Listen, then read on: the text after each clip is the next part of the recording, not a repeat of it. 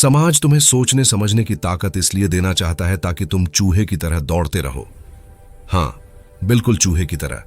समाज का हर इंसान किसी न किसी से कुछ न कुछ चाहता है।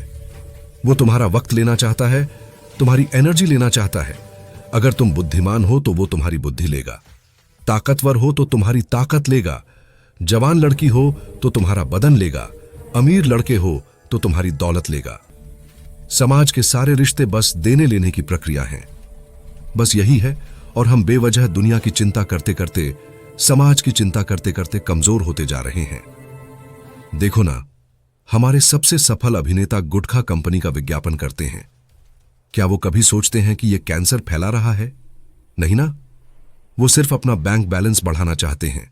हमारे महान क्रिकेटर रंग बिरंगे चीनी एसिड के मिश्रण यानी कोल्ड ड्रिंक का विज्ञापन करते हैं। क्या वो खुद पीते हैं? कभी नहीं। वो सिर्फ तुम्हारे बच्चों को पिलाना चाहते हैं ताकि उनका प्रमोशन हो, पैसा आए। बड़े बड़े खिलाड़ी मोबाइल गेम में पैसा लगाकर बेरोजगार नौजवानों को लत लगा रहे हैं।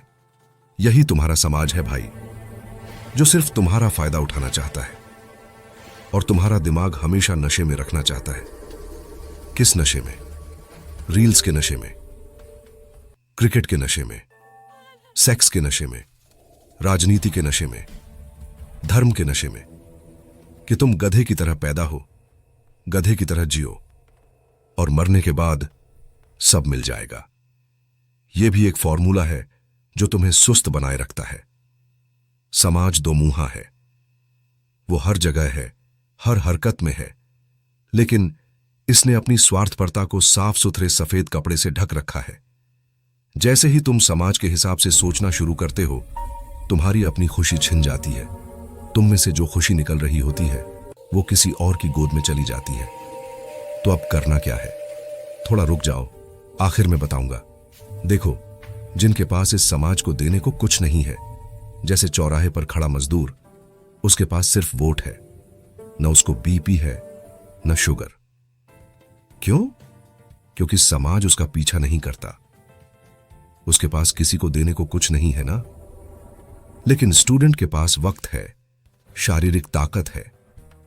उसका वक्त बर्बाद करो, नारे लगवाओ, आंदोलन में झोंको। इस समाज में लेने वाले ही लेने वाले बन गए हैं। लेने वाले बहुत हैं, देने वाले बहुत कम। किसी भी तरीके से लेते हैं, दया से, रहम से, धर्म से, गुस्से से, धमकी से, प्यार से। समाज तुमसे कुछ न कुछ लेना चाहता है। इंसान अकेला पैदा होता है, अकेला मरता है। उसे लगता है कि जो लोग साथ हंस रहे हैं, साथ बरगद पर चढ़ रहे हैं, वो सब उसके अपने हैं। लेकिन हकीकत यह है कि जनसंख्या विस्फोट ने संसाधनों की इतनी कमी कर दी है कि हर कोई अपने दिमाग में उलझा हुआ है।